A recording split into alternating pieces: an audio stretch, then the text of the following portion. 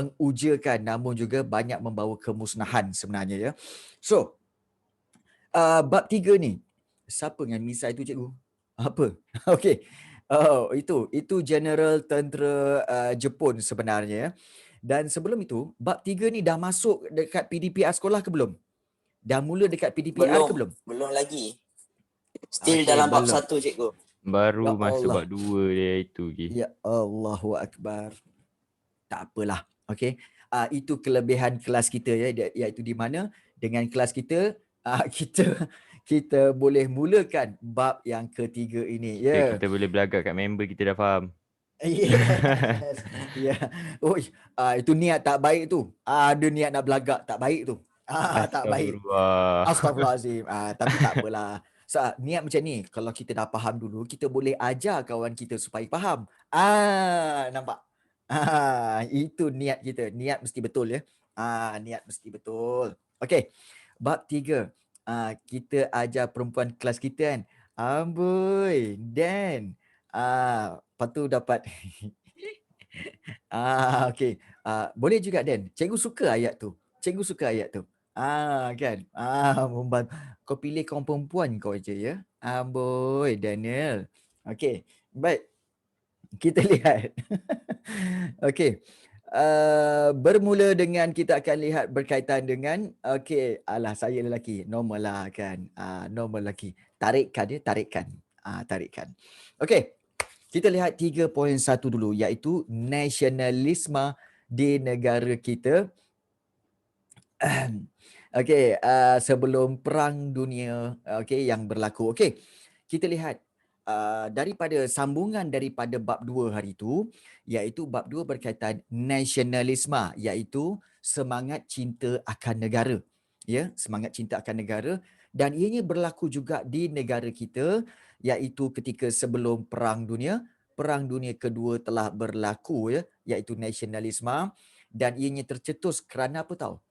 Gerakan orang Melayu yang menentang campur tangan British. Menentang campur tangan British. Namun begitu, tindakan-tindakan awal gerakan nasionalisme di Malaysia ni ataupun di tanah Melayu ni memang mendapat tindak balas yang keras daripada British. Kita lihat satu-satu ya. Baik. Kita tahu bahawa kesedaran awal nasionalisme, maknanya semangat cintakan negara ni memang dah ada sejak awal abad ke-20. Jadi British telah berusaha untuk apa tahu? Membendung pengaruh idea gerakan Islam dari Timur Tengah. Iaitu, kita belajar kan, iaitu gerakan Pan-Islamism dan juga gerakan Islah. Dua ni ya, gerakan Pan-Islamism dan gerakan Islah ni banyak sampai di tanah Melayu. Jadi British takut tau gerakan-gerakan ini akan mempengaruhi tanah Melayu, maka British dengan persetujuan Raja-Raja Melayu memperkenalkan satu undang-undang bijak British ya, iaitu perkenalkan enactment undang-undang Islam. Membendung tu kontrolkan. Betul. Membendung tu maksudnya dia kontrol lah, dia kawal perkara itu, dengan memperkenalkan Undang-Undang Islam 1904 bagi memastikan siapa tahu sesiapa yang mencetak dan mengedarkan tulisan berkaitan dengan agama dan politik Islam tanpa keizinan Sultan boleh dikenakan hukuman penjara. Dipenjara. So kalau kita lihat hukuman penjara maksudnya apa? Ini adalah hukuman daripada British. Kalau hukuman daripada daripada Raja Melayu, dia tak ada penjara-penjara. Hukuman dia apa? Bunuh. Hukuman bunuh. Tapi bila ada hukuman penjara, bermakna kita punya hukuman ini telah dipengaruhi oleh British. Nampak? Sikit-sikit British telah menyebarkan pengaruh mereka ya. Dan British turut memperkenalkan dua badan penyiasat, iaitu Jabatan Siasatan Jenayah dan juga Biro Siasatan Politik untuk mengawal gerakan Islah Islamiah ini. Sampai hati dia buat macam tu ya. So kalau kita lihat pada tahun-tahun 19 kalau kita lihat di sini sedikit info ya, pada 11 November 1914 Empire Utsmaniyah yang bermula di Turki Turki Utsmaniyah tu pada 11 November 1914 telah mengeluarkan satu fatwa menyeru orang Islam yang ditindas oleh penjajah barat ini bangkit, bangun bersama-sama dengan Empayar Uthmaniyah. Dan inilah yang telah mendapat perhatian penduduk-penduduk di tanah Melayu, especially kaum-kaum muda melalui akhbar-akhbar tempatan. Dah mula dah gerakan-gerakan pan-Islamism yang telah difatwakan oleh Empayar Uthmaniyah ni telah sampai ke tanah Melayu. Baik, cikgu, dulu Aisyah katanya, orang Melayu tak rasa kesian ke orang yang kena hukuman bunuh depan-depan walaupun kes dia curi? Baik, sebenarnya di sini bukan masalah kesian atau tak kesian, tetapi masalahnya adalah hukuman. Jenayah yang telah dilakukan dan hukuman. Sebab itu, kalau kamu semua kamu kena faham bahawa hidup kita di dunia ni ada cause and effect. Maknanya ada sebab dan akibat. Itu memang. Kalau kita nak meletakkan rasa kesian itu, menyebabkan banyak perbuatan jenayah akan berleluasa. So di sini kita kena lihat apa tahu? Kita kena lihat memang inilah hukum alam di mana cause dan effect. Contoh macam kamu. Contohlah kalau kamu tak masuk kelas cikgu, efeknya apa? Efeknya kamu tak dapat ilmu. Itu memang. Kamu kalau let's say kalau katakan kawan-kawan kamu, kau rugi tak masuk kelas cikgu Rafi sebab apa? Tak dapat belajar. Kan? Jadi itu cause and effect. Seandainya kalau kamu tak dapat join, efeknya apa? Kamu tak dapat ilmu yang cikgu terangkan. So di sini ada kesan dia. Dan kawan-kawan lain kata apa? Kesian kau tak dapat masuk. Sebab apa? Sebab kamu tak dapat ilmu. This is Macam apa yang kita boleh buat? cikgu. So apa yang kita boleh buat tentang itu? Nak buat macam mana? Kan? Tidak boleh diganti lagi. Jadi begitu juga kes jenayah, kes hukuman. Ada jenayah, kena ada hukuman. Ada berlaku kesalahan, akan ada hukuman dia. Jadi kena terima. Kena terima. Baik, bagi British, kalau kita lihat British dia mengurangkan hukuman itu daripada bunuh ke penjara. Sebenarnya hukum bunuh tu sebenarnya hukuman bunuh tu lagi efektif. Tetapi British menggunakan dia punya hukuman itu yang dibawa daripada barat, iaitu hukuman penjara tu semata-mata kerana apa tahu? Kerana menegakkan hak asasi. Bagi British, hukuman penjara itu boleh menyedarkan manusia supaya mereka sedar akan kesilapan mereka dan tidak mengulangi kesilapan itu. Namun, cikgu nak tanya kamu, adakah hukuman penjara sebenarnya efektif berkesan untuk menyedarkan orang yang bersalah itu? Berkesan tak agak-agak kamu? Tak. Sebab itu, bukan taklah, kuranglah, betul kata Azrina, kurang. Sebab itu ramai yang keluar penjara, buat lagi, masuk balik penjara. Kemudian keluar balik, buat lagi, masuk balik penjara. Mana dia punya efektif? Tak ada. Jadi, sebab itu, hukuman dulu, iaitu hukuman bunuh, memang tak efektif kepada manusia itu. Tetapi efektif kepada orang lain, masyarakat. Di mana masyarakat melihat dan masyarakat kata apa? Memang kita tak boleh melakukan jenayah. Sebab nanti kena hukuman yang berat, iaitu hukuman bunuh. Jadi tidak ada isu kesian apa semua. Memang kita patut kesian, tapi nak buat macam mana? Itu hukuman. Ketegasan, yes. Ketegasan, ya. Baik. Baik, kita lihat kebangkitan Islam pada peringkat antarabangsa inilah menyebabkan British berwaspada terhadap gerakan pan-Islamism, especially kalau kita lihat contohnya penentangan Tok Janggut. Ini adalah hasil daripada kesedaran politik antarabangsa yang telah menggerakkan penentangan bercorak tempatan. Walaupun gerakan ini hanya melibatkan penduduk-penduduk di Pasir Putih je kan.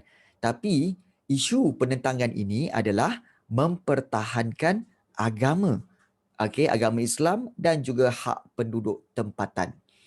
Jadi penentangan ini berlaku di tengah-tengah pergolakan politik yang berlaku di Eropah.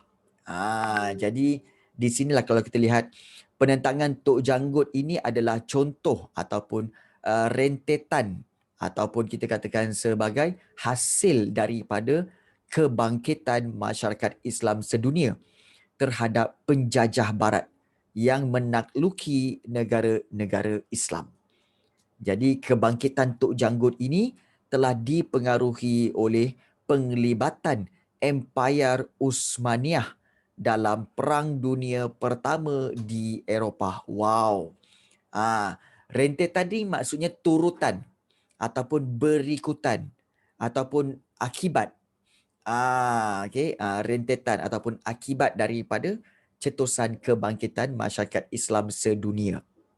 Itu maksud rentetan sebenarnya ya.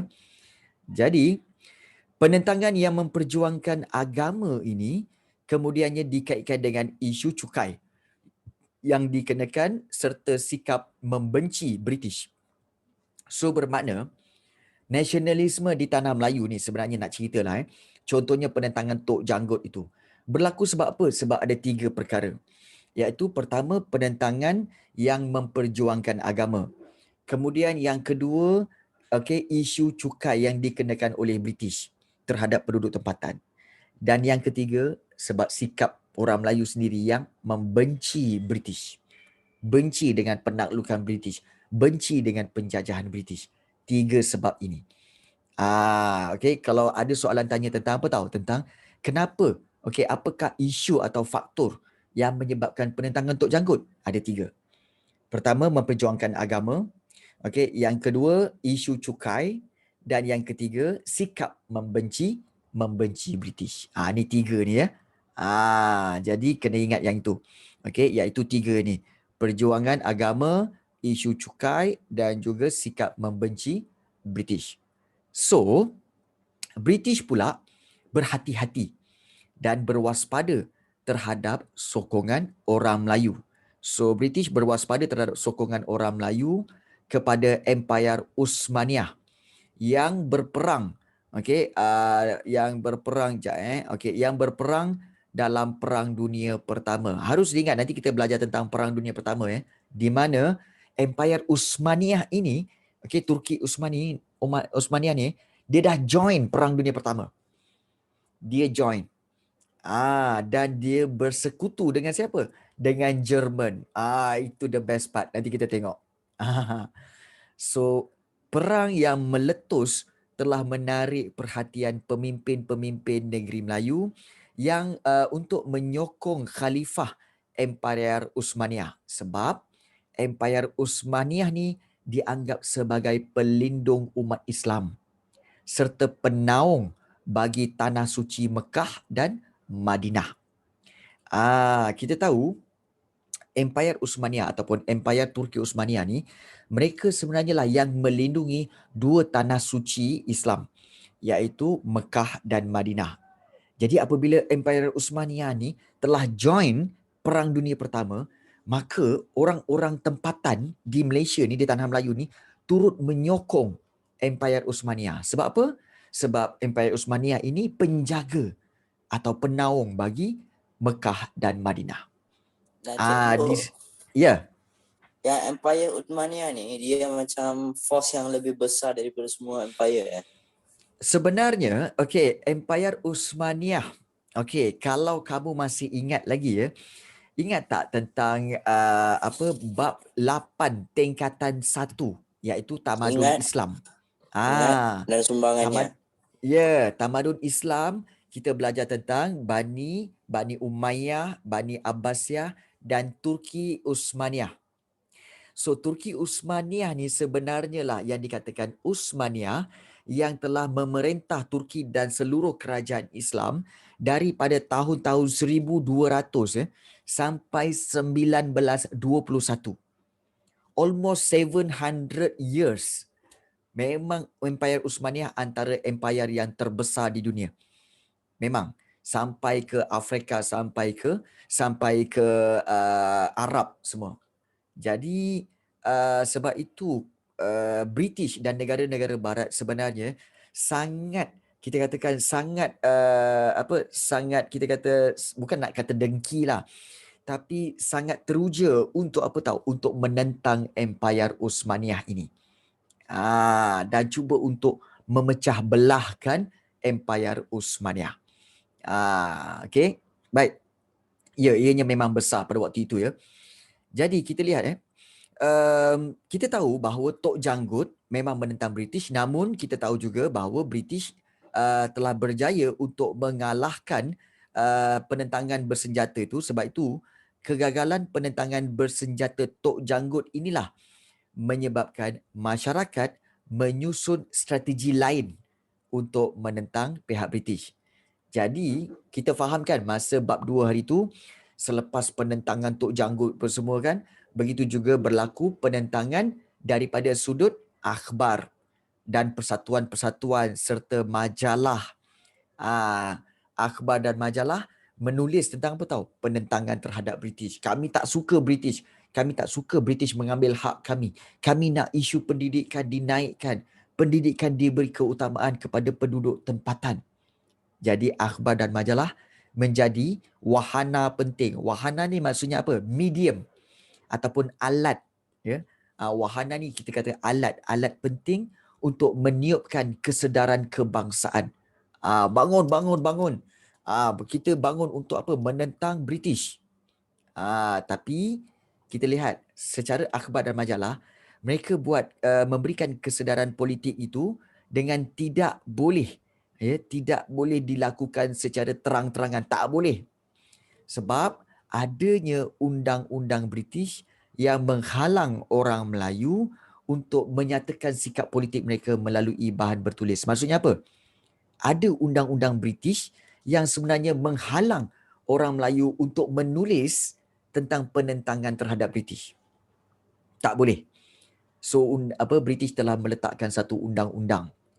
Jadi kewujudan undang-undang inilah yang telah mengawal kebebasan bersuara, penerbitan dan berpersatuan dan kawalan ketat British terhadap kegiatan-kegiatan ini, menyebabkan kesedaran kebangsaan tidak meluas dalam akhbar Melayu sebelum Perang Dunia Kedua. Maknanya apa? Ya, betul. Undang-undang tadi. Maknanya ada undang-undang seperti mana apa? Undang-undang yang kita lihat seperti undang-undang yang mana? Undang-undang yang di atas ini. Iaitu undang-undang enactment Undang-Undang Islam 1904. Yang ini undang-undang ini, enactment Undang-Undang Islam 1904 ini, inilah undang-undang yang digunakan oleh British untuk apa tahu? Untuk menghalang orang-orang Melayu supaya jangan tulis penentangan British di dalam akhbar. Kalau tulis juga akan ditangkap. Enactment sebenarnya undang-undang negeri. Enactment sebenarnya undang-undang negeri tetapi berkaitan agama Islam. Yes, betul. Maknanya British boleh block. Bukan British block. Tapi kalau seandainya orang Melayu tulis tentang jom kita menentang British dalam akhbar, British akan cari orang tu, cari orang yang menulis itu, tangkap dia dan dibawa ke mahkamah. Bila dibawa ke mahkamah, akan dibicarakan. Dan kalau orang Melayu kata apa? Kami memang nak menentang. Jadi British kata apa? Kamu tahu tak enactment Undang-Undang Islam? Bahawa sebenarnya kamu tak boleh menulis semua perkara itu di dalam akhbar tanpa keizinan Sultan. Kamu tulis ni ada keizinan Sultan tak? Tak ada. Tak ada. Sebab itu kamu melanggar undang-undang ini. Dan kamu boleh dihukum penjara. Nampak tak? Itu British. British dah cakap dengan Sultan. Dia cakap dengan apa? Okey, tuanku, kalau ada orang-orang Melayu tulis tentang penentangan British ini dalam akhbar, tuanku mesti kata tak boleh. Tuanku mesti kata tak boleh. Bermakna apa? British telah kontrol Sultan sebenarnya. British kontrol Sultan. British kontrol Sultan untuk apa? Jangan bagi orang Melayu tulis tentang nationalism di dalam akhbar. Kalau dia nak tulis apa sekalipun, kena minta izin daripada kamu, daripada tuanku ya. Dan tuanku kena make sure jangan tulis apa-apa tentang penentangan terhadap British. Kalau ada yang menulis, okey, kalau kata Sultan, let's say kalau Sultan kata apa? Sultan kata, oh kalau better nak biarkan saja, tuanku ingat kalau tuanku menyokong mereka untuk menentang British, maka kami British akan mengambil tindakan terhadap tuanku. Nampak tak?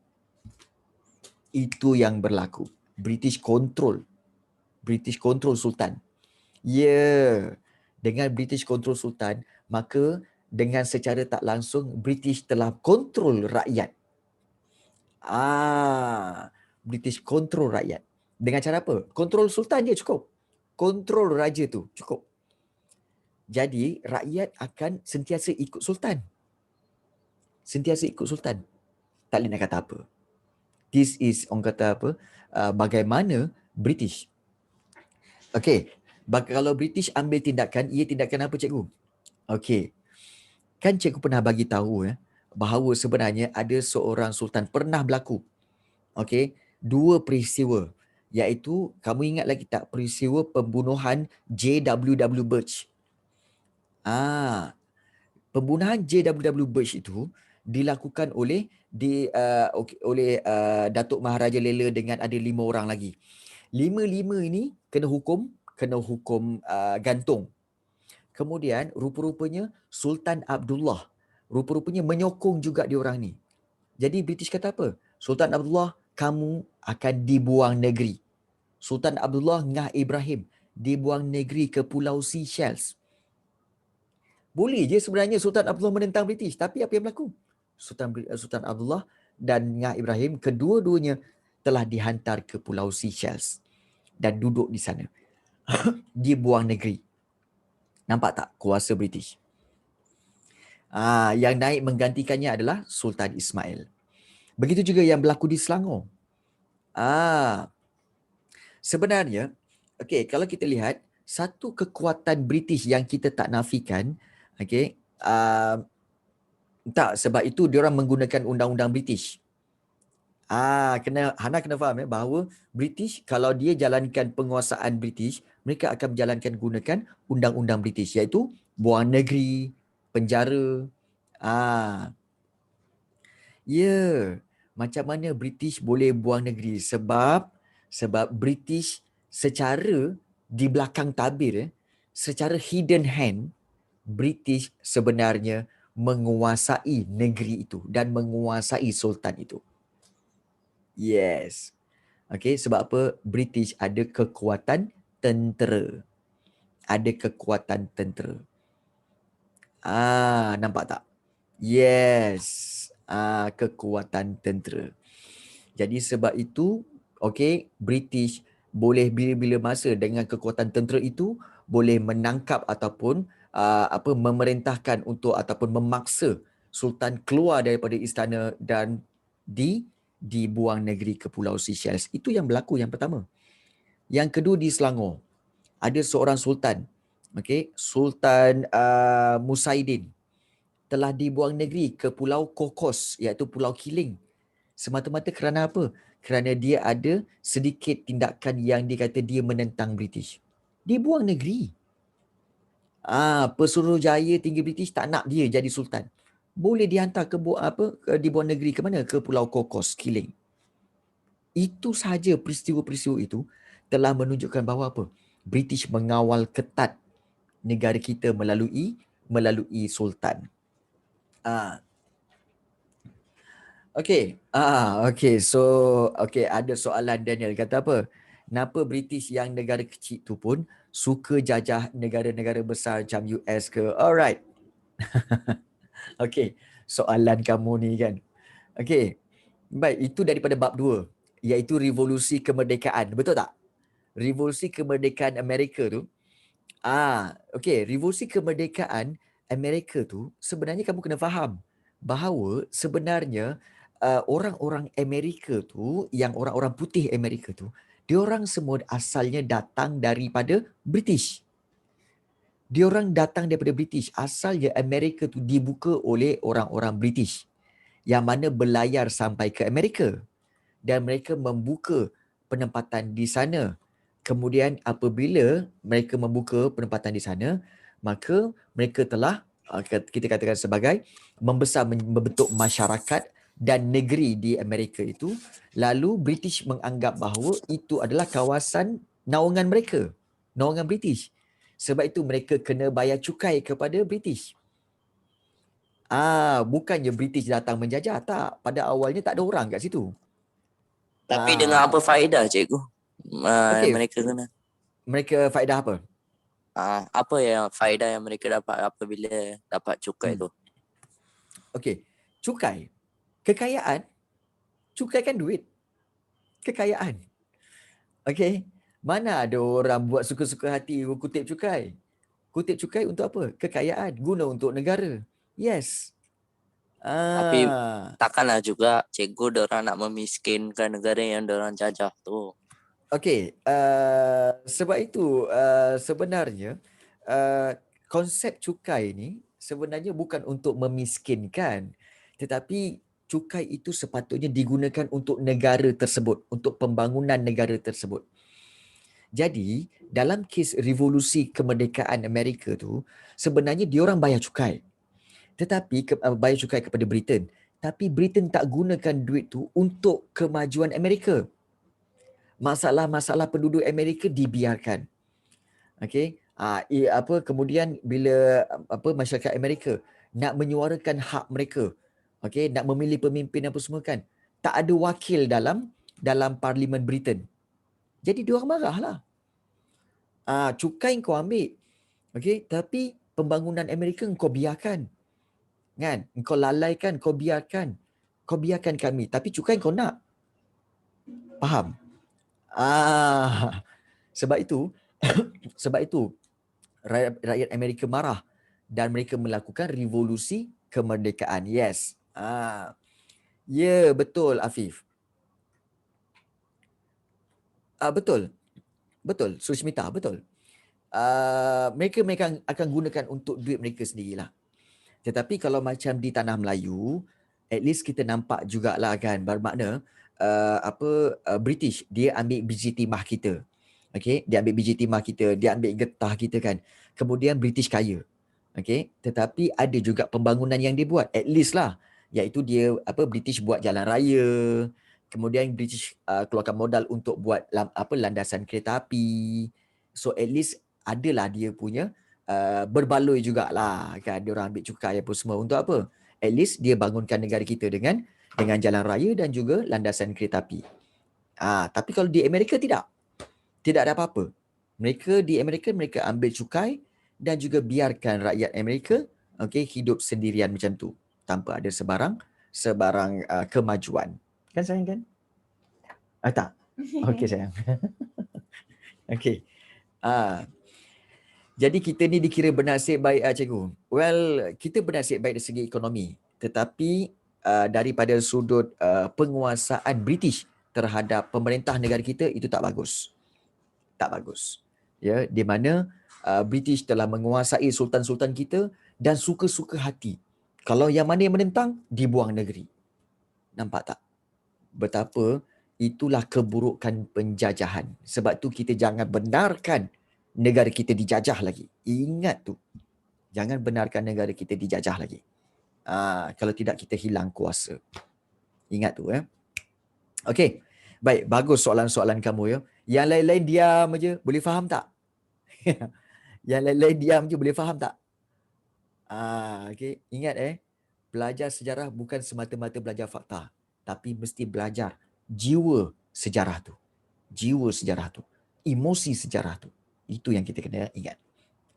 Okey. Baik. Weh, ayat cikgu. Ya. Setiap bab ada jiwa dia. Bila kita kenali jiwa setiap bab tu, kita kenali jiwa-jiwa isi dia kan, kita akan rasa apa tau? Sejarah tu ada dalam hati kita. Dan itu kalau ada soalan kan, kita boleh jawab dengan senang dan kita beremosi lagi bila kita jawab soalan. Ya. Ya Dan. Okey, baik. Okey, Dan kata kalau sekarang kan tak ada jajahan. Okey. Tapi apa hubungan negara Middle Eastern? Okay, overseas. Tapi apa hubungan negara Middle Eastern dengan negara Barat pada zaman sekarang macam Israel? Okey, baik. Sebenarnya zaman sekarang memang dah tak ada penjajahan. Tak ada negara yang dijajah lagi. Cuma ada hubungan-hubungan diplomatik. Hubungan antara kerajaan dengan kerajaan. Okey. So bila hubungan kerajaan dengan kerajaan, contohnya Malaysia dengan negara-negara Barat ataupun negara-negara Timur Tengah tu, negara-negara Mesir, negara Arab Saudi dengan negara-negara Barat, kebanyakannya adalah kerana hubungan ekonomi, hubungan perdagangan dan hubungan diplomatik. Namun hubungan-hubungan itu atas dasar ekonomi lah kebanyakannya dan hubungan baik. Tidak ada lagi hubungan-hubungan yang mana menjadi penjajahan menjadi penjajah ataupun dijajah, tidak ada lagi. Israel kes lain. Israel adalah orang-orang Yahudi yang telah menakluk dan menjajah Palestin. Jadi dia nak menghapuskan penempatan orang Palestin, orang Islam Palestin, dan juga mereka nak take over tanah itu kerana mereka menganggap bahawa Palestin itu adalah tanah suci bagi orang Yahudi. Sebab tu dia orang nak ambil. Tetapi pengambilan itu adalah secara haram. Secara haram, dan mereka membina negara Israel sendiri. Yang mana tidak diiktiraf oleh negara-negara dunia yang lain, tidak diiktiraf. Namun tidak ada penentangan pula daripada PBB. Sebab Amerika Syarikat menyokong apa yang dibuat oleh Israel. Masalahnya adalah negara-negara lain tak mampu buat apa-apa. Sebab apa? Arab Saudi, Jordan dan negara-negara lain, Syria pun semua, mereka semua adalah di bawah pengaruh Amerika. Di bawah pengaruh Amerika. Sebab itu mereka dikawal oleh Amerika. Kesian mereka ya. Dikawal oleh Amerika. Kalau mereka bersatu nak menentang Israel di Palestin itu, mereka akan diugut oleh Amerika. Nak buat macam mana? Ya. Tak, sebenarnya itulah itu yang berlaku ya. Dan jadi itulah yang berlaku. So kesimpulannya kita katakan bahawa Israel itu adalah satu kes yang mana penjajahan orang-orang Yahudi terhadap tanah Palestin dan menghapuskan orang-orang asal di Palestin itu. Sebab Yahudi sebenarnya ini soalan-soalan yang gempak kan ni. Orang cakap Hitler tak suka orang Yahudi. Kenapa? Sebenarnya Hitler bukan Yahudi. Tetapi dalam Islam, dalam agama Kristian, dalam agama Yahudi, banyak diceritakan tentang sejarah-sejarah Bani Israel ini. Dan diketahui bahawa Bani Israel ni adalah satu kaum yang sebenarnya tak ramai pun. Dalam dunia ni, orang Yahudi ni kalau tak silap cikgu tak sampai pun 10 juta. Tak sampai pun 5 juta macam tu. Tetapi mereka ni adalah orang-orang yang sentiasa menentang dan melawan. Melawan, memberontak. Even sampai satu tahap, mereka menentang Nabi Musa. Dalam agama Kristian ada diceritakan. Dalam agama Islam ada ceritanya. Jadi memang orang-orang Bani Yahudi ni, Bani Israel ni atau Yahudi ni terkenal dengan pembelotan. Malah mereka sendiri ada yang membunuh Nabi tau. Membunuh Nabi Zakaria. Dan juga Nabi Yahya dibunuh oleh orang-orang Bani Israel. Bayangkan, the prophet, prophet yang sepatutnya kita hormati, dia orang bunuh. Nampak tak?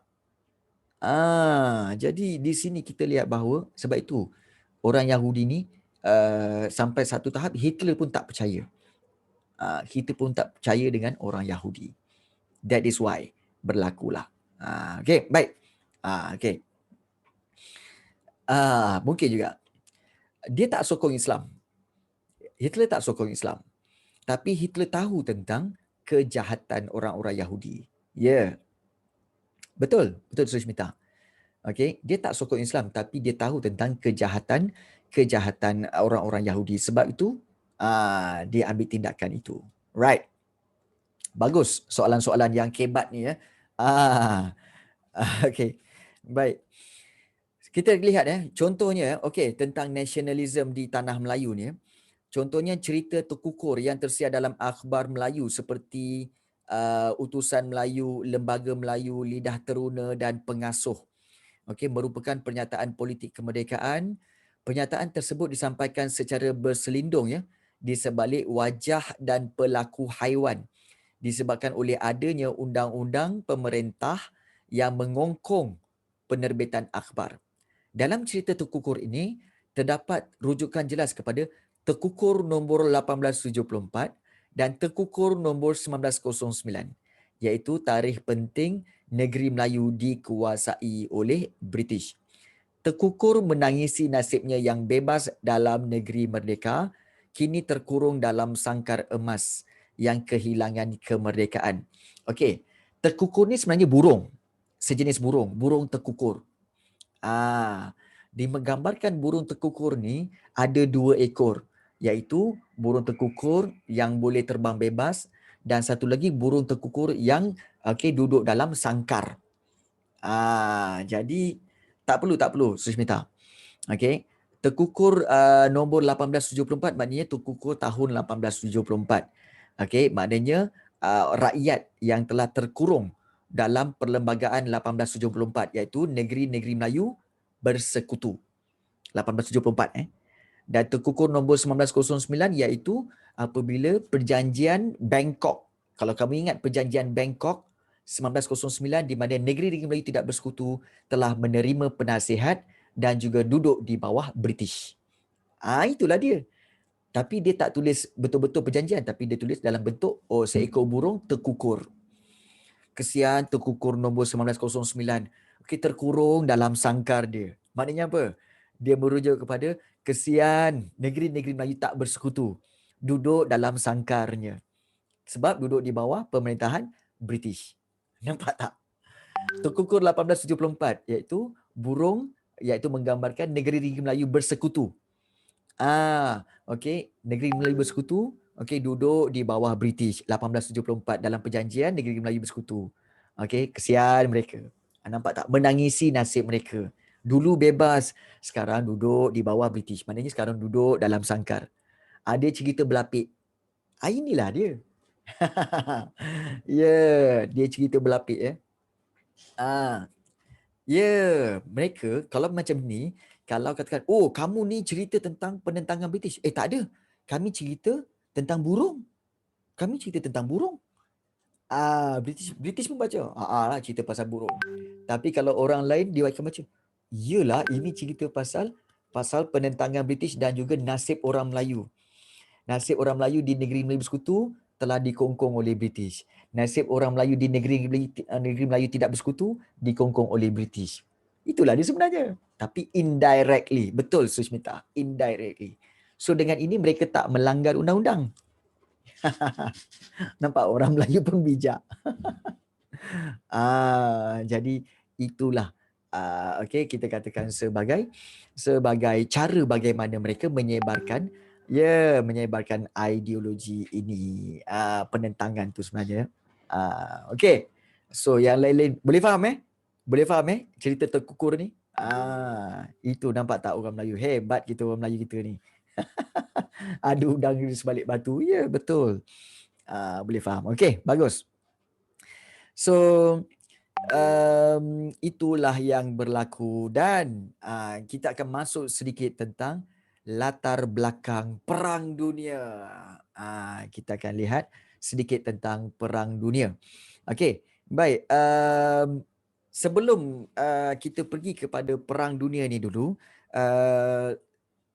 kita kata sebagai suka untuk cikgu sharekan tentang sedikit berkaitan dengan Perang Dunia Pertama, iaitu daripada kita ambil daripada very short version lah.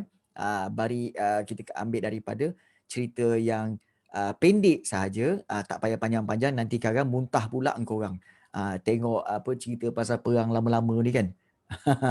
Baik, jadi kita akan tengok yang pendek sahaja dan kita akan lihat inilah dia.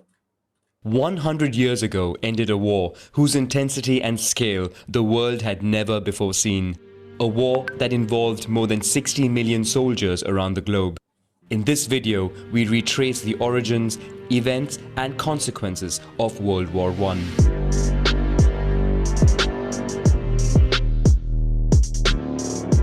To understand the origins of World War I, we start in 1871 at the end of the Franco-German War between the French Empire and the Confederation of North Germany, allied with the German states of the south. After 6 months of fighting, France is defeated and the victors unite to form the German Empire. Alsace and Moselle are annexed to the new empire, frustrating the French side.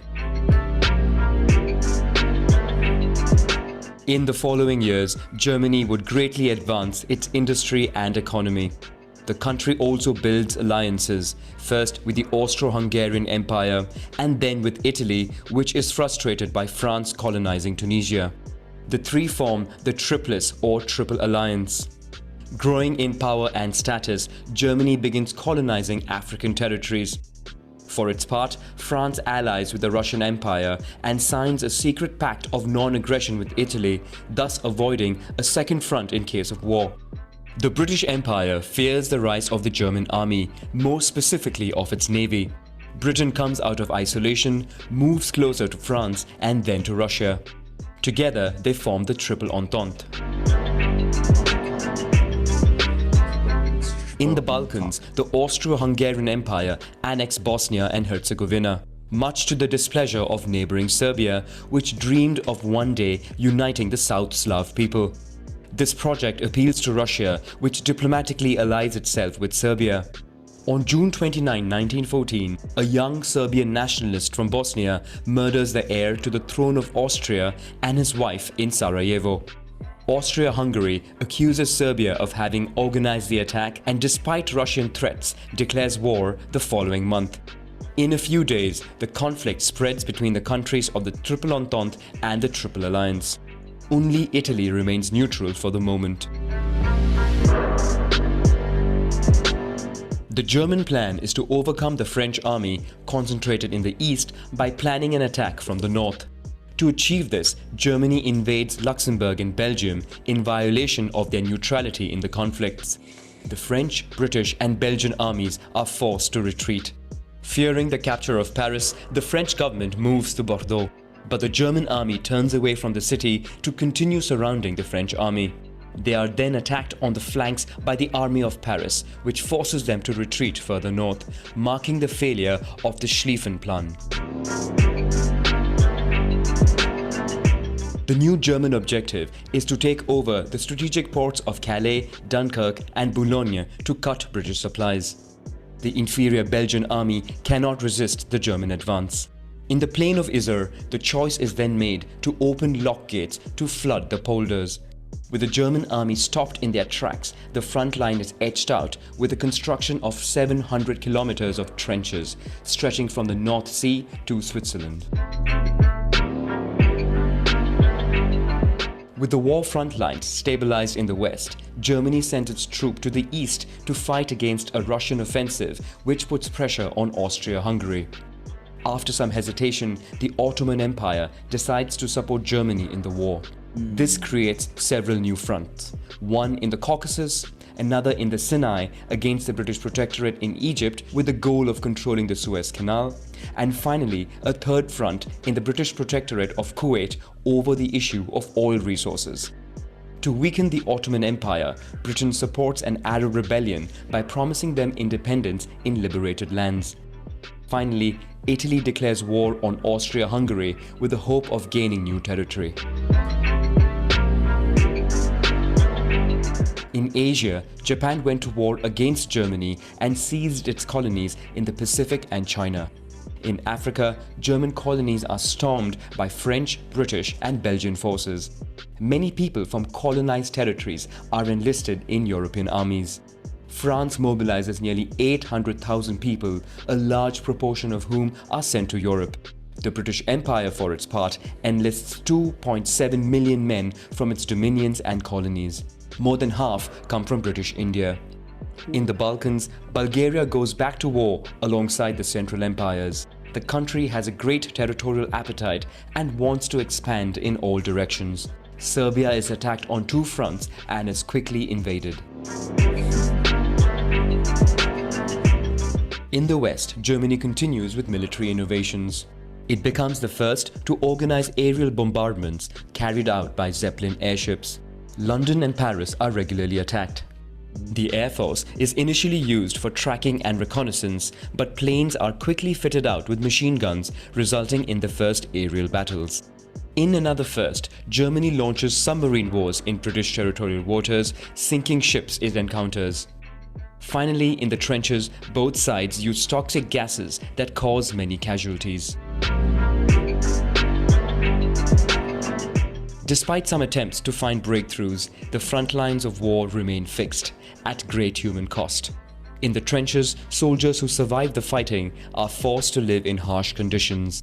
Mud, vermin, rats, and the smell of decaying corpses put their nerves to the test.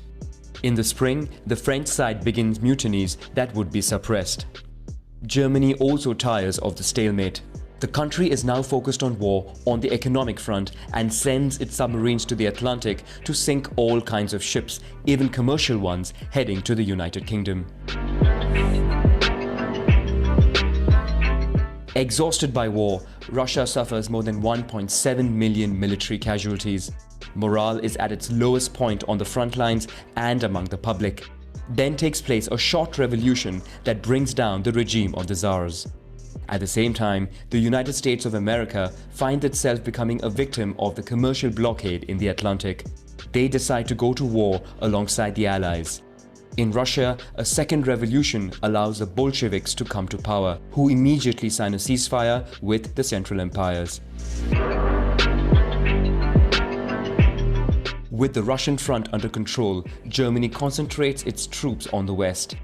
The country succeeds in a breakthrough in the trenches and approaches Paris, which it bombards. But the German army moves too fast to the south.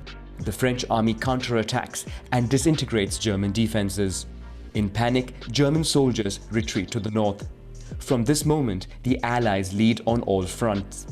In Germany, mutinies and a revolutionary wave force the emperor to abdicate and allows the signing of the armistice, marking the end of the Great War that kills more than 18 million people. On June 28, 1919, a peace treaty is signed at Versailles. German representatives are not invited, and the country is forced to accept all demands of the victors. Germany and its allies are held solely responsible for war damages and must pay heavy compensation. Austria-Hungary and the Ottoman empires are dismantled, making way for new countries or colonies. Germany, meanwhile, finds itself humiliated and indebted. Its army is disbanded and colonies shared among the allies. The country cedes roughly 15% of its territory to France, Belgium, Denmark, and Poland, which is recreated. The only consolation is Germany remains largely intact due to no fighting on its territory, and its industry is still standing. The humiliation imposed upon Germany already leaves it with a desire for revenge. Wow. Okay. So, macam mana? Boleh faham ke? Ke korang tak faham? Okay. Boleh. Boleh faham faham sikit-sikit tak apa. Dia tak perlu faham semua. Tapi kita faham bahawa sebenarnya sebelum tercetusnya pembunuhan tu, okay, ya, sebenarnya bukan. Okay, Malay please. Sebenarnya, walaupun kita ni belajar sejarah semua kan, namun pengetahuan tentang bahasa Inggeris dan banyak kita kata maklumat sejarah ni dia dalam bahasa Inggeris. So mahu tak mahu penguasaan bahasa Inggeris itu pun penting juga. Okay. So why not? Sebab kita kena contohi juga contohnya macam Hang Tuah. Hang Tuah sendiri pun menguasai 7 bahasa. So why not kita pun boleh menguasai lebih banyak bahasa, betul? So tak apa. Kalau this is the process, lama-lama nanti kamu dah biasa dengan bahasa Inggeris lah kan.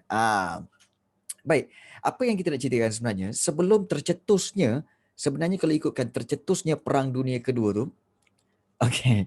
Cikgu tahu berapa bahasa? 5. Cikgu tahu 5 bahasa lah. Okey. Baik, sebelum tercetusnya Perang Dunia Pertama ni dulu, sebenarnya dia tercetus daripada apa tahu? Pembunuhan seorang lelaki iaitu daripada Serbia, dia telah menembak pemangku pewaris tahta ke Austria-Hungary dan isterinya. Okey, ditembak, maka oleh sebab itu Austria-Hungary telah menentang Serbia. Sebab dia kata apa? Bahawa ini yang membunuh kami ini, membunuh pemangku ini adalah orang Serbia. Bermakna kerajaan Serbia bersekongkol ataupun bersama-sama dengan pengganas itu.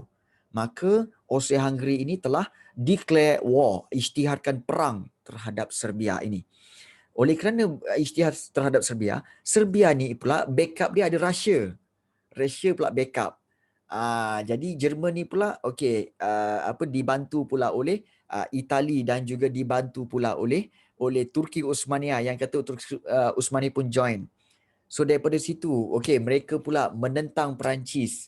Sebab Perancis menyokong Serbia. So peperangan di situ pun berlaku. Oleh kerana British British pun join juga. Oleh kerana British, Jerman, Perancis, Russia, mereka ni adalah negara-negara penjajah. Oleh kerana peperangan ini berlaku, mereka mengambil banyak tentera-tentera mereka daripada tanah-tanah jajahan. Sebab itu Jerman punya tentera ada yang datang daripada Afrika. Kemudian join pula Amerika. British pula ada ambil tentera-tenteranya daripada India dan ambil tentera-tentera daripada tanah Melayu. Jadi ini yang menyebabkan ianya dipanggil World War. Sebab peperangan memerlukan banyak tentera. So tentera daripada negara sendiri tak cukup. So ambil daripada tentera mana? Tentera daripada negara-negara yang mereka jajah. Contohnya British. Bila British kan kita tahu dia menjajah India, Bangladesh, Tanah Melayu. Jadi untuk memenuhi keperluan ketenteraan tu, untuk mengambil tentera-tentera lagi, so British ambillah tentera daripada negara India. Sebab itu India, banyak tentera British daripada India. Dan juga ambil daripada Bangladesh dan ada sedikit diambil daripada Tanah Melayu. Begitu juga Jerman, ada tentera mereka diambil daripada Afrika. Jadi ini membabitkan seluruh dunia. Terbabit dalam peperangan. Sebab itu dipanggil Perang Dunia Pertama. Nampak tak? Jadi betul. Kita tahu bahawa India, negara India adalah antara negara yang kedua dengan penduduk yang padat. Negara China kalau kita tahu sekarang ni penduduk dia adalah lebih kurang 1.2 bilion. Kalau India mencecah 1 bilion ataupun 1.1 bilion. Maknanya penduduk dia memang ramai. Jadi sebab itu British ambil penduduk-penduduk India untuk dijadikan tentera dan membantu mereka dalam Perang Dunia Pertama. Jadi itulah yang berlaku menyebabkan Perang Dunia Pertama berlaku dan ianya berakhir apabila pemerintah pada waktu itu Jerman masih lagi diperintah oleh raja. Jadi raja yang sebelum ini menjalankan peperangan itu, melaksanakan peperangan itu telah turun tahta, digantikan oleh anaknya dan anaknya telah menamatkan peperangan itu. So jadi tamatlah Perang Dunia yang Pertama. Namun kesannya adalah kematian mencecah 25 juta penduduk yang mati akibat Perang Dunia Pertama. 25 juta orang. Begitu juga negara Jerman sendiri telah dipecah-pecahkan. Dan dibahagi-bahagikan menjadi negara yang kecil. So the main trigger, bagus Amira Aida. Sebenarnya the main trigger adalah pembunuhan oleh pembunuhan pewaris tahta tu, pembunuhan yang dilakukan oleh orang Serbia dan dia telah membunuh pewaris tahta Austria-Hungary iaitu Archduke Franz Ferdinand dan isterinya Sofia. Dia telah membunuh orang Serbia itu telah membunuh Archduke Franz Ferdinand iaitu pemangku atau pewaris tahta Austria-Hungary. So itulah yang pencetus kepada Perang Dunia Pertama. Archduke Franz Ferdinand. Ada sebab ke kenapa dia dibunuh? Okey. Sofia. Bukan Aisyah. Oh, Aisyah Sofia. Sorry. Okey. Dia orang perang-perang tapi bukannya dia orang pergi perang kan. Okey. Siapa yang pernah pergi perang? Raja-raja tu. Of course lah raja-raja tu tak pergi perang. Dah tentulah dia arahkan tentera-tenteranya. Okey. Ada sebab ke kenapa dia dibunuh? Okey. Sebenarnya dia dikatakan tensions happen di mana sebenarnya orang Serbia ni banyak duduk di Jerman. Orang-orang Serbia ni banyak duduk Jerman. Alah, macam orang Indonesia lah banyak duduk di Malaysia. Macam tu lah. Banyak orang Serbia yang tinggal dan bekerja di Jerman. Ataupun bukan di Jerman, di Austria-Hungary, Banyak penduduk Serbia yang bekerja dan tinggal di Austria-Hungary. Tetapi kerajaan Austria-Hungary melayan mereka tidak seperti manusia. Melayan mereka dengan, kita kata, tidak memberi layanan yang baik lah. Tidak memberi layanan yang baik kepada orang-orang Serbia yang tinggal di Austria-Hungary. Ini menyebabkan orang-orang Serbia tak puas hati. Jadi menyebabkan orang-orang Serbia ini ada yang memberontak, bad hospitality apa semua. So mereka telah memberontak dan orang-orang Serbia ni ada seorang itu telah membunuh. Nama dia Gustavo, apa dah nama dia, cikgu tak ingat. Nama dia Gustavo tu, dialah yang telah membunuh Archduke Franz Ferdinand itu. Jadi itu serba sedikit tentang Perang Dunia yang Pertama. So is a quite menarik juga sebenarnya tentang Perang Dunia Pertama ni. Okey, baik. Afrika, sebelum perang tamat, Afrika berpihak dengan British ke Jerman? Sebenarnya negara Afrika dijajah. Separuhnya. Waktu itu tidak ada negara Afrika sebenarnya, tak ada. So most of benua Afrika tu, negara-negara yang ada di Afrika Dia macam tu, unknown tak, dia macam Asia Tenggara lah. Kamu tahu tak? Asia Tenggara waktu itu tahun-tahun sebelum perang tamat, Perang Dunia Pertama, Asia Tenggara ni, tanah Melayu siapa punya? British. Indonesia, Belanda. Filipina, Spanyol. Nampak? Jadi Asia Tenggara ni mostly bukanlah diorang negara-negara diorang sendiri, tetapi kepunyaan penjajah-penjajah. Jadi Afrika pun macam tu. Afrika pun kebanyakan negara-negara itu dijajah oleh, ada yang sebahagiannya ada yang British, ada yang telah dijajah oleh Jerman, ada yang telah dijajah oleh Perancis. Jadi mereka-mereka ni semua waktu itu tak ada kerajaan lagi. Waktu itu mereka diperintah oleh penjajah-penjajah. So bila negara penjajah di Eropah tu berperang, maka negara-negara penjajah ni pergi minta orang-orang di negara yang dijajah tu untuk hantar tentera bantu mereka berperang. So kalau soalan kamu, Afrika berpihak dengan British ke Jerman? Tidak. Sebab Afrika tidak ada negara pada waktu itu dan rakyat mereka telah dijajah oleh British dan Jerman dan Perancis. Maka mereka tak ada hak untuk berpihak. Mereka kena ikut penjajah.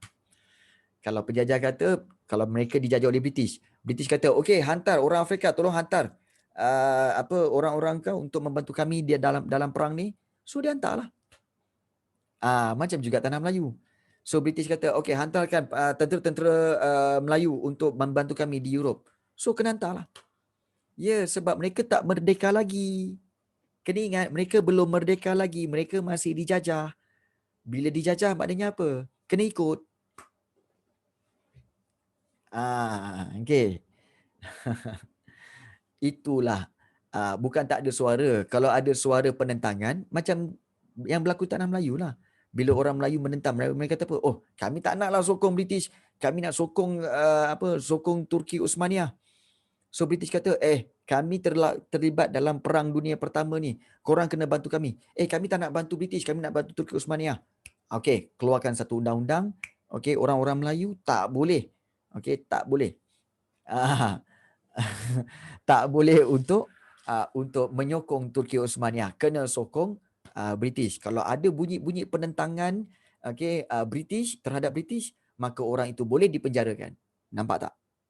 Itu yang berlaku. Okay. Apa yang cute-nya sebentar, Allahu Akbar. Ya, betul. Itulah, sebab itu. Tadi sebelum ni cikgu cakap tu soalan cikgu. Okey. Ya je lah. Bismillahirrahmanirrahim. So itu yang berlaku. Boleh faham? Sebab itu buruknya penjajahan. Okey. Kalau kita menjajah lainlah cerita kan. Mungkin kalau kita menjajah, mungkin kita bawa niat yang baik. Tapi kalau orang lain yang menjajah, okay, menjajah negara kita, jangan biarkan. Sebab apa? Habis everything dikawal. Ingat tu. Ya. Selalunya dalam sejarah kan, in history, orang yang semua yang menjajah tu dia dengan niat yang jahat kan. Sebenarnya niat dia baik. Niat Maksudnya dia udah baik.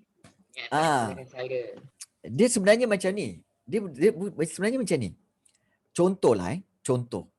Kalau kita jadi British, kita twist. Kita jadi British. Kita pula jadi British, kita jajah tanah Melayu. Sebab apa?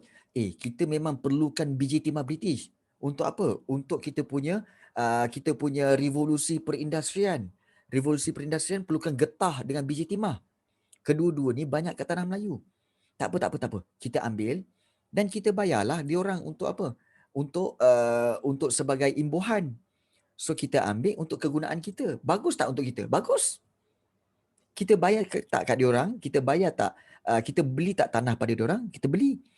Kita bayar kat diorang tak? Bayar. Nampak tak? Jadi sebenarnya pada pihak British, diorang melakukan tu dengan baik. Sebab bagi diorang, ini untuk bisnes, untuk diorang. Dan kalau diorang kata, British kata, tengok nampak tak? Orang-orang tanah Melayu ni cuba untuk menentang kita lah.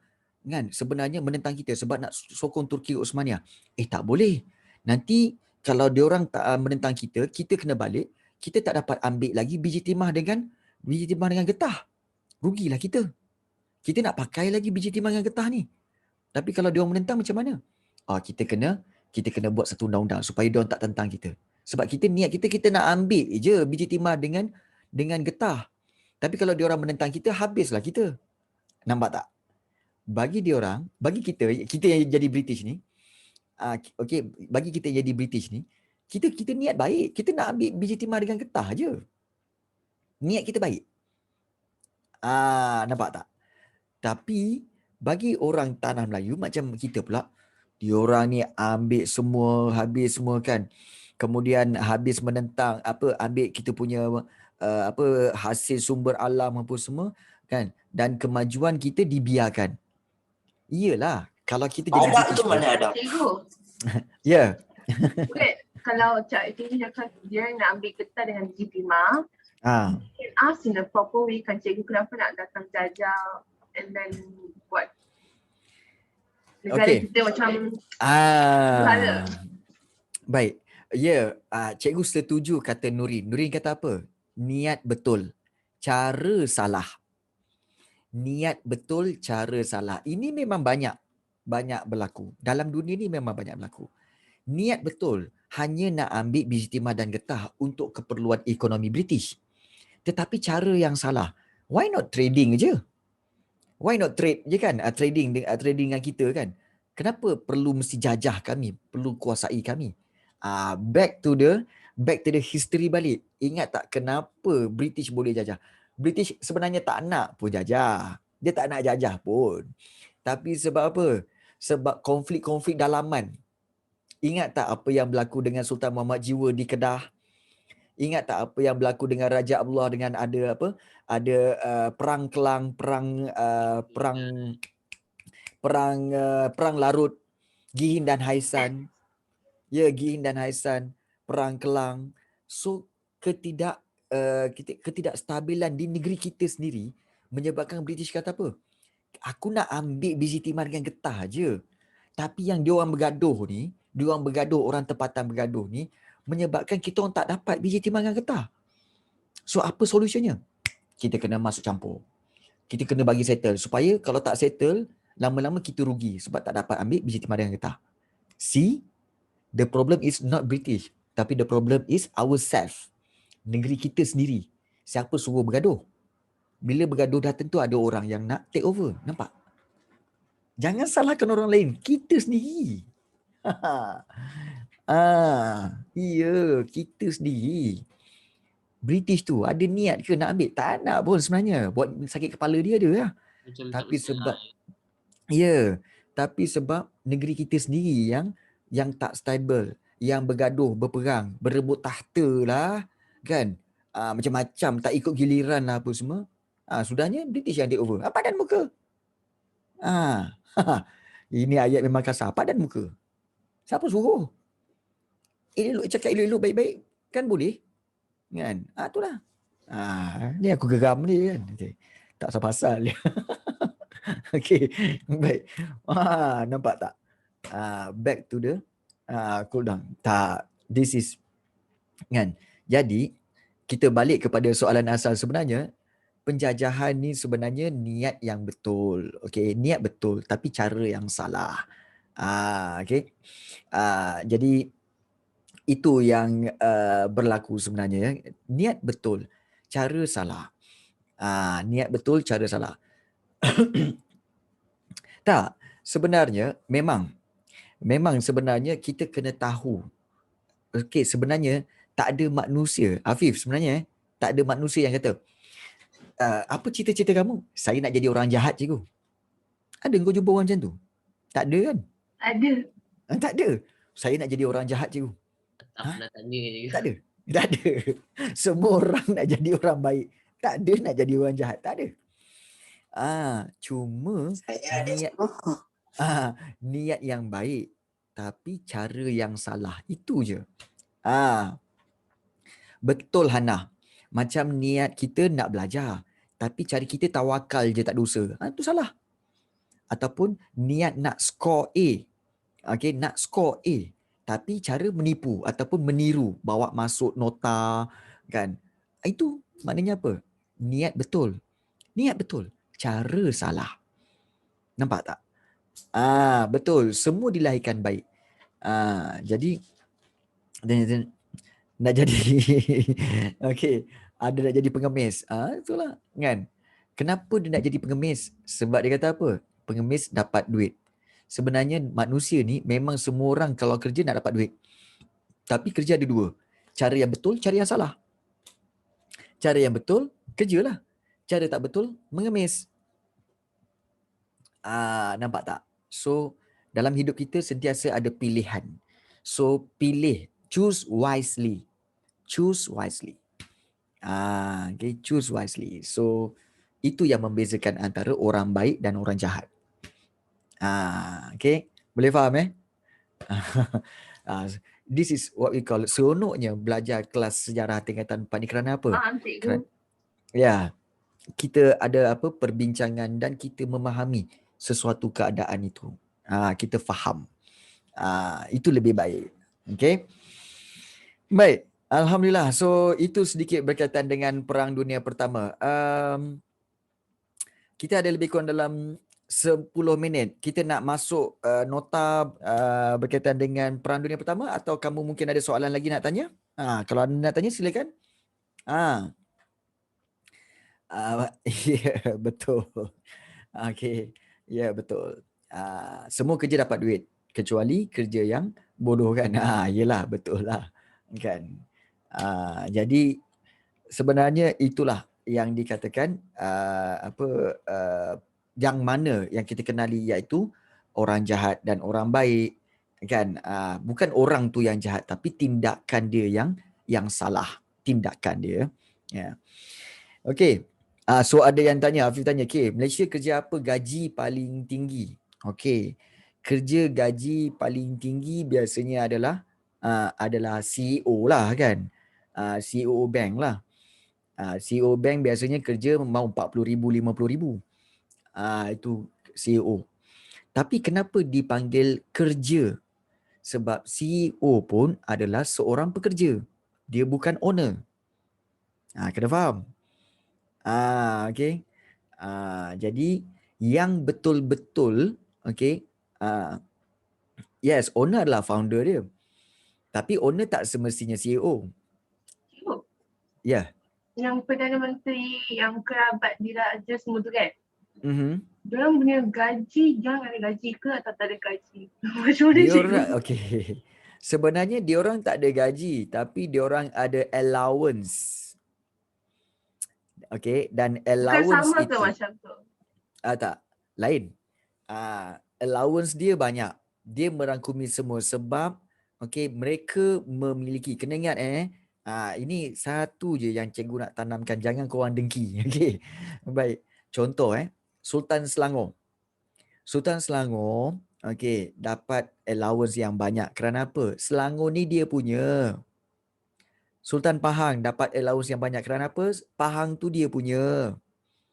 Segala cukai-cukai yang dia perolehi, cukai dalam negeri itu akan diperolehi oleh kerajaan negeri dan juga diperolehi oleh sultan. Sebab sultan ada hak. Ini negeri dia, dia punya.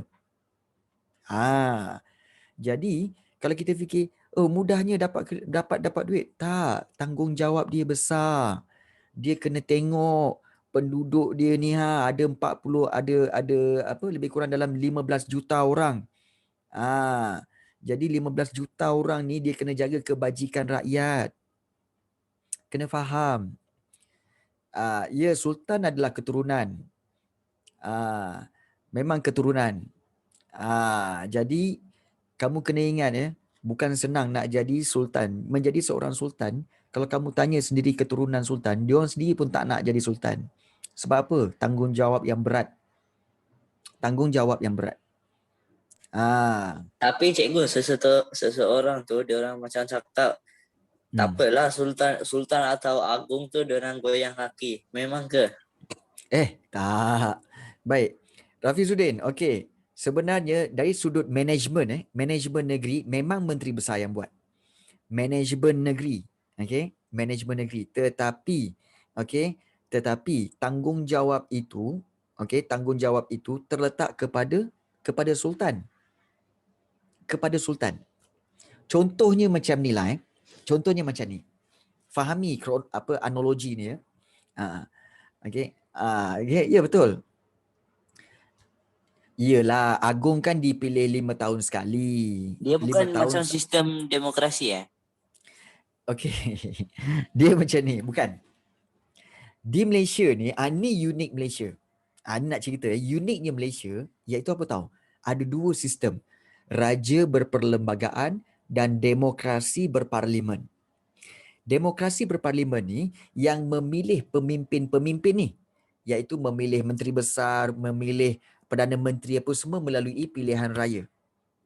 Tetapi ada satu lagi sistem iaitu raja berperlembagaan, iaitu raja yang memerintah. So, yang demokrasi berparlimen ni, yang ada Perdana Menteri apa semua ni, mereka bertindak mengikut kepada persetujuan raja-raja dan sultan. Kalau raja sultan atau majlis raja ni tak setuju, dia orang tak boleh run. Dia orang tak boleh run this country. Dia orang run this country atas kepada persetujuan sultan. So that's why Perdana Menteri dan juga Menteri Besar semua, mereka tak boleh buat sesuka hati. Mereka kena dapat approval ataupun persetujuan daripada majlis raja-raja. You see? Ya, macam MD dengan big boss lah cikgu. Ya, contohnya macam bapa kamu. Mengarahkan kamu anak yang sulung contohnya.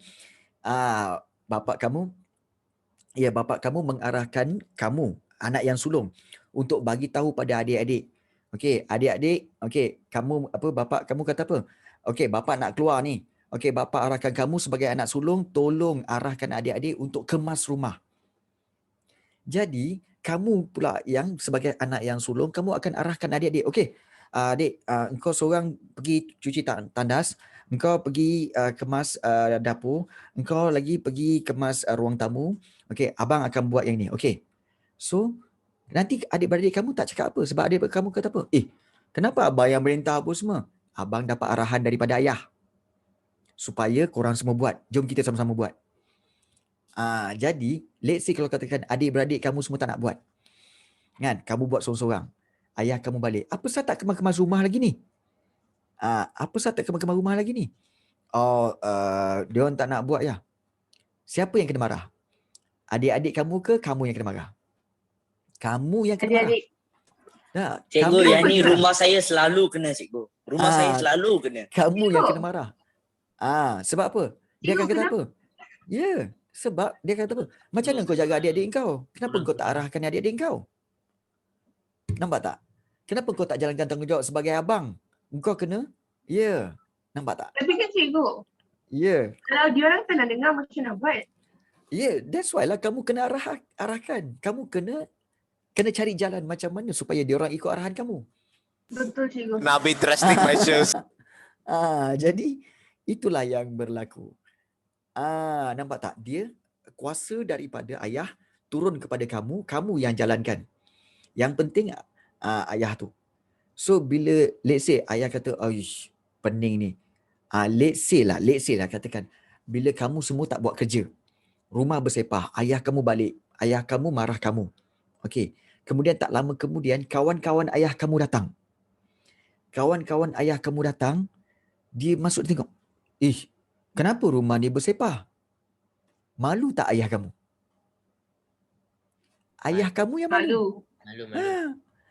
Ayah kamu yang malu sebab itulah sebenarnya gambaran raja, menteri besar dan juga menteri-menteri.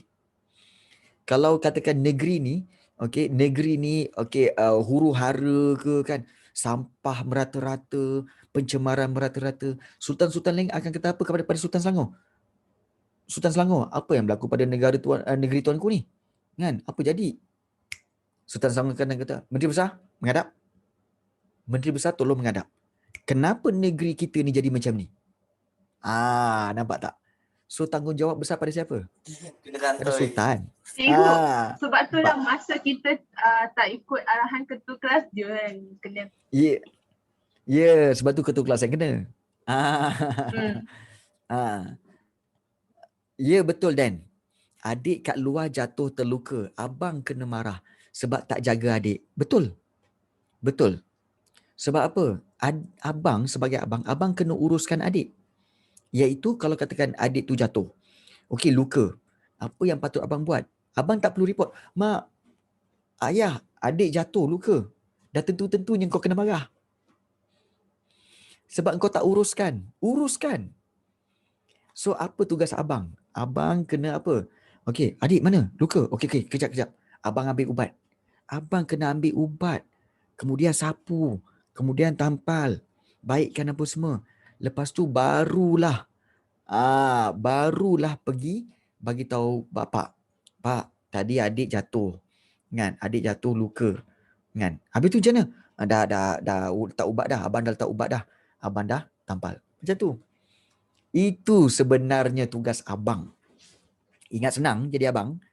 Yes, ada Tak leadership. senang. Tak senang. Okay. Ya, sebab apa?